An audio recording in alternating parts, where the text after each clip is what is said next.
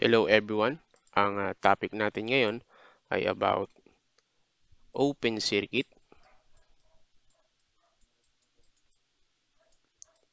closed circuit, at short circuit.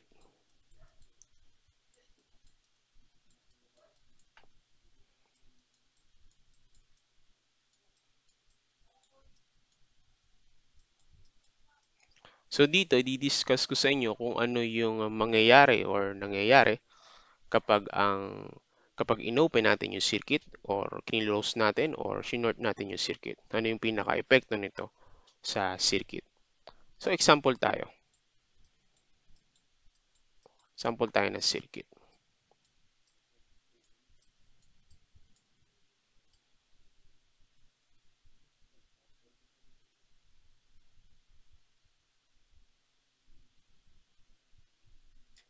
So meron tayong 1 kilo ohms, 2 kilo ohms, at 3 kilo ohms. Tapos 50 volts. So pag sinabing open circuit, ito yung break. Break yan. Break in the current path. In the current path.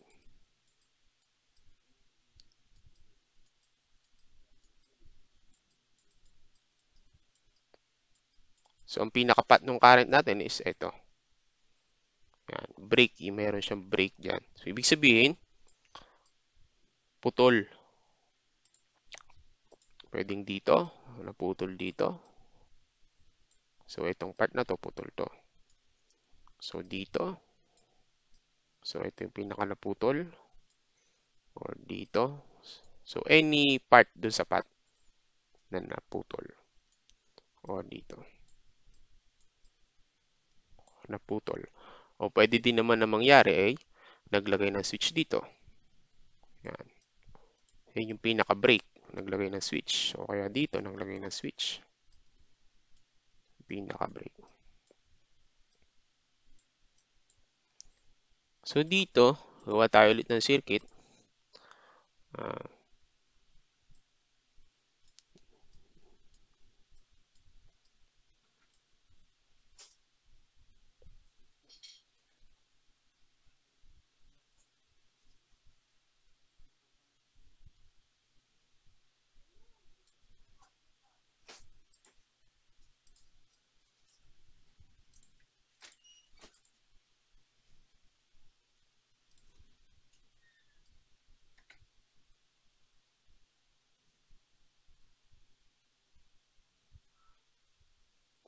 tapos dito natin ilagay yung break niya.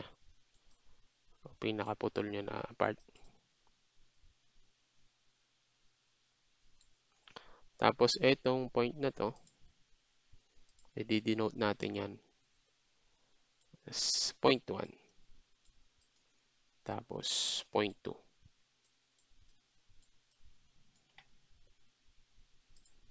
Tapos yung value nito is 50 volts, 1 kilo ohms, and 2 kilo ohms, and 3 kilo ohms. So pag sinabing 1 kilo ohms, equal yan sa 1,000. Tatlo yung zero. 1,000. So, kapag open circuit,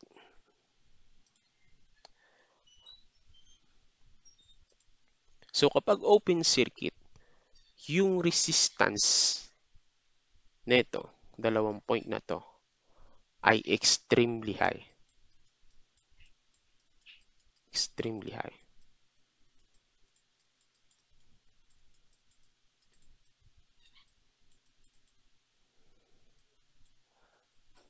High resistance. At kapag extremely high, ang value na niyan is billion. Billions ang value niyan. So, mataas na mataas. So, ibig sabihin, kung ito ay 3 kilo ohms, ibig sabihin, mas mataas pa dyan. Ang kasunod kasi niyan is million, di ba? Million. Kung yan 3,000, ang sunod niyan is 3 million. So billion, so 3 billion. So yung zero niya is 9. So yon. So dito, ang example natin is kung 50 volts yan, sabihin natin ito ay 50 din. Pero, billion times 10 raised to 9 ohms. So dito, ito na yung pinaka total resistance niya. Yung pinaka all resistance nitong point na to. Yung mga resistance nito ay nandito na sa point na to. So, kaya siya mataas. So, 50 more. So, yung mga resistance nito ay nandito na sa part na to. So, ibig sabihin, ito na yung pinaka nag-aak natin as total resistance. So, ano kaya mangyayari kapag open dito? So, ano kaya ang current yan? So, i-compute natin.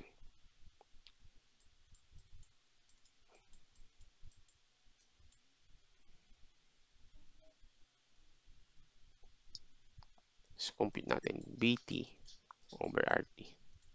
So, kung yung voltage total natin is 50 volts, tapos yung pinaka-resistance niya, ito na yung all resistance in the circuit. So, 50 times 10 raised to 9. So, raised to 9. So, ano kaya yung current niyan? So, ang current niyan is 1 times 10 raised to negative 9. Na kung isusulat natin yan, ganito yan is 0.0000009 or 00 hanggang sa 9. So, ibig sabihin, yan ay practically 0. Practically 0 yan. So, ibig sabihin, since series circuit yan, ibig sabihin yung current dito sa kabuuan ito ay 0 or practically 0. So, 0 yung current kapag open cell o sabihin natin no current. No current. At kapag no current, ibig sabihin yung mga voltage drop niyan dito sa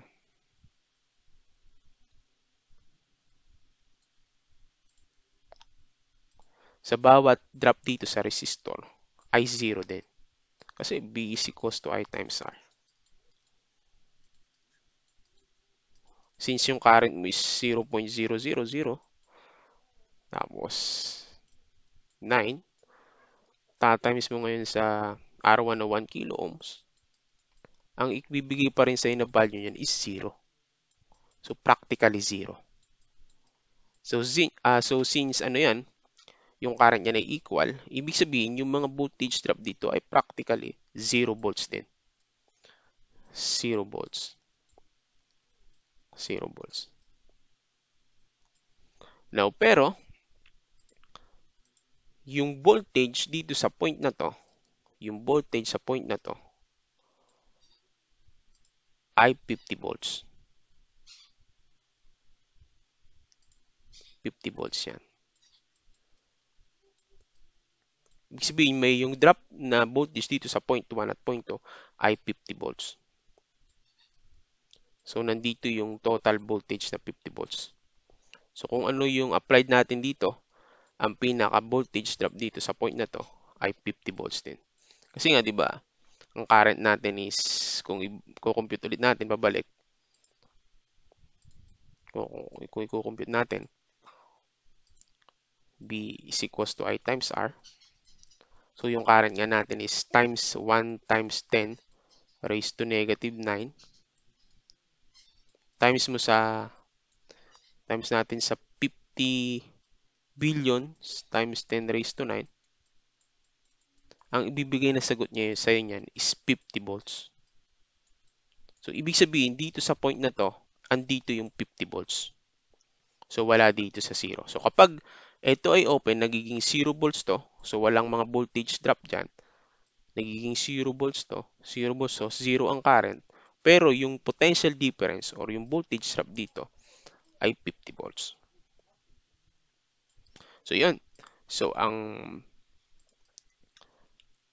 pinaka-ibig sabihin ng open circuit sa any part ng path is, ang nangyayari ay open, sorry, no current or practically zero current yung ano natin, yung kabuuang circuit, yung entire circuit natin is no current. No current in the entire circuit or entire series circuit.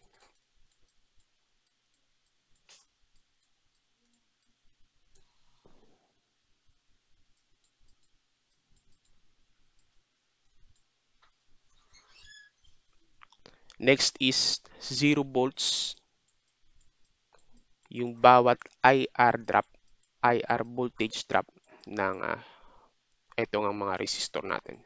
0 volts.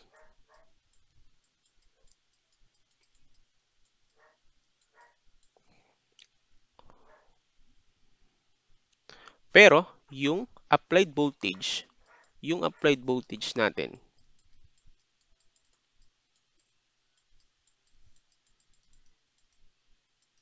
itong 50 volts, yung applied voltage natin is across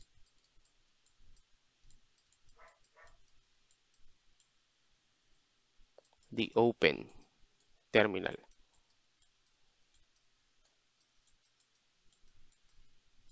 So, ito yung terminal natin, yung point 1 at point 2. So, nandito yung nandito yung 50 volts sa point na to.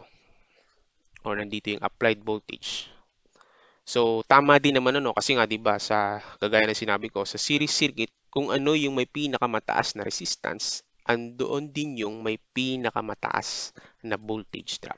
So, since ito yung may pinakamataas, so ibig sabihin nandito yung may pinakamataas na voltage. So, ito na nga yung 50 volts. So, yun ang ibig sabihin ng open circuit. So, punta na tayo sa closed circuit. So, magbigay tayo ng example ng closed circuit. So, ito. So, unahin muna natin is open. So, dito, maglalagay na tayo ng switch. Yan, open yan. Tapos, isang resistor lang. O sabihin na natin ano to. Bulb. So, yung bulb natin is ganyan. Sorry sa bulb. Yan. So, ito yung bulb natin. So, again, sabihin natin ito ay 220 volts. So, of course, ito 220 volts ang kailangan natin gamitin. Kasi kapag 110, hindi gagana yung ilaw natin. So, ito yung pinaka-switch natin. So, ito ay open. Tapos, ito ay gagawa tayo ngayon ng closed.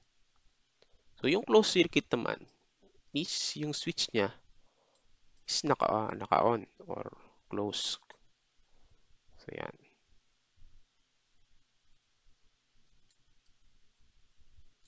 Yan. So, 220 volts. So, again, open circuit. Ibig sabihin, dito sa point na to, dito yung mataas ang resistance. So, andito ngayon yung 220 volts.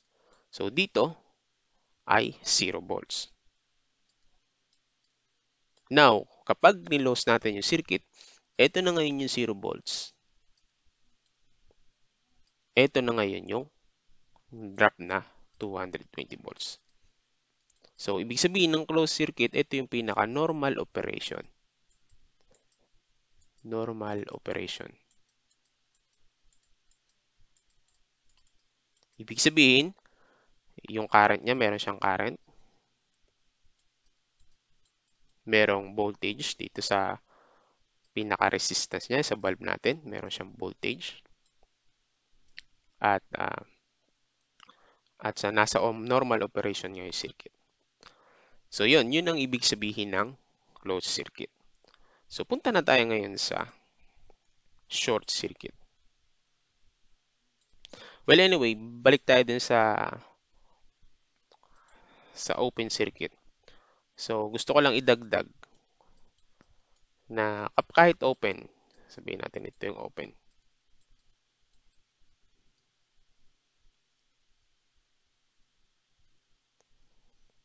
Gaya ng sinabi ko, ito yung pinakamataas ng resistance, yung mga series resistance niya, yung all the resistance in the circuit ay nandito na sa point na to. So, kahit na gano'n na nandito na yung total resistance sa point na to, hindi to magbabago yung resistance nito. Kumbaga, kapag chinek nyo gamit ng isang tester, pag chinek nyo yung value nitong mga resistor, ang ibibigay pa rin sa inyo niyan ay kung ano yung value niya. Halimbawa, 1 kilo ohms. So, kapag chinek nyo yan, 1 kilo ohms pa rin yung ibibigay sa inyong value. Hindi magbabago yung resistance nito. Pero kapag open circuit, nandito yung pinaka-total resistance niya. Kaya nga masyadong mataas to eh. So, kasama na dito yung mga resistance nitong part na to. So, ito na yung mag-a-act natin as total resistance. Pero kapag chinek nyo yung value na itong mga resistor, ganun pa din yung ibibigay sa inyong value kung ano yung talagang value ng resistor na nakakabit dito. So, yun lang yung gusto kong idagdag. Kung meron kayong gustong itanong o nalilito kayo, pwede kayong mag-comment para mapag-usapan natin o ma-explain ko sa inyo kung ano yung gusto ninyong maintindihan. So, example tayo ng circuit para sa short circuit.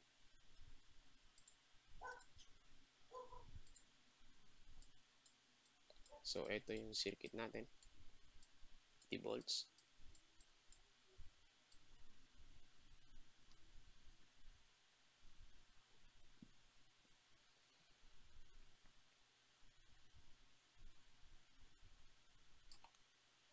So, 1 kilo ohms, 2 kilo ohms, 3 kilo ohms. So, pag sinabing short circuit, ito ay bypass, tinatawag na bypass.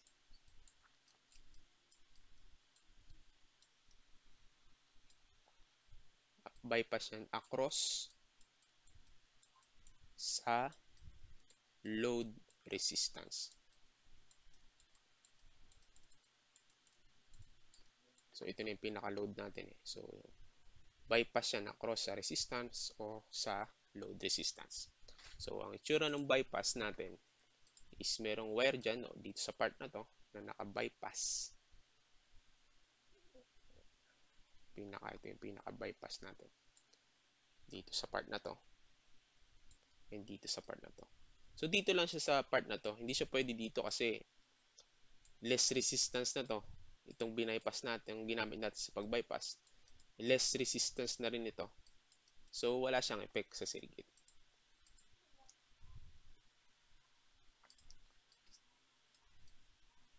So, dito ang pinaka bypass ay ito. So, ito yung short circuit ay yung bypass. Ito yung bypass. So, example natin is ito lang yung bypass natin. So, kapag naka-bypass yan, pwedeng ganyan ang itsura niyan. Or di kaya naman ay ganito. So, ganito ang bypass. So, kung ganun, kung mapapansin nyo, naka-bypass na to, wire na to. So, practically zero resistance. So, nag-a-act na lang siya as ngayon, as ito na lang, itong circuit na lang na to. Ito na lang yung pinaka nagiging naka-front sa circuit natin. So, ito, bypass na siya. So, binypass na natin to. So, ibig sabihin, kung ano yung current dito, say yung current niyan is, ibig sabihin, yung total resistance niyan, kung yung normal niya is 1 plus 2 plus 3 is equals to 6. Now, nung binaypass natin, ang resistance na lang yan ngayon ay 3 plus 1 is 4 kilo ohms. So, ito na lang ngayon yung pinaka nag-a-act na dun sa circuit. Dalawang resistor na lang. So, kasi nga, naka-bypass tayo. So, ibig sabihin, yung current niyan, kung ano yung current niyan, IT divided by, total current times equals to voltage divided by total resistance. 50 volts divided by 4 kilo ohms. Ang sagot dyan is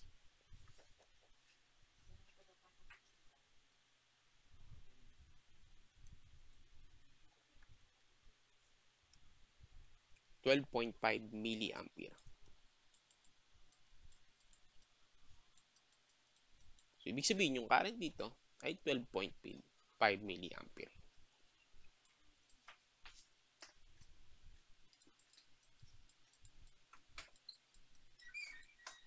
Yung current nyo dyan. So, dito yung current is wala na. So, practically zero na yung current dito sa part na to. Kasi nga, nandito na lahat eh. Dito na dumaan eh. So, dito wala nang dadaan dyan. Practically zero na yan. At kapag zero na yung current, so ibig sabihin yung voltage drop dyan ay zero na rin. So, I times R. Kung ito ay sabihin natin practically 0, 0.0 sabihin natin 0.01 yan. So, yung resistance ay 2 kilo ohms. So, ang voltage niyan is practically 0 din. So, 0 yung voltage and yung current is 0 din. So, walang current. Pero yung resistance, pag chinek nyo, yung value niyan gamit ng tester, ang ibibigay pa rin sa inyong value niya is 2 kilo ohms. Yan. Pero, ito ay hindi siya, walang damage yung ano natin. Walang damage yung resistor na to. Kapag nag-short yan, mawawala lang to ng voltage drop dito. Wala ng current. Kasi nga nandito na siya. Pero hindi madadamage. Hindi magkakaroon ng problema tong resistor natin. Now, kapag inopen na natin, tinanggalan natin yung short circuit, itong bypass, ang mag-a-act na ulit at na total resistance dyan ay itong 6 kilo ohms. So, yun ang ibig sabihin ng short circuit. So, walang current do sa part. No current sa part na to. And then, yung voltage is practically 0. So, yun ang ibig sabihin ng short circuit. Open and close.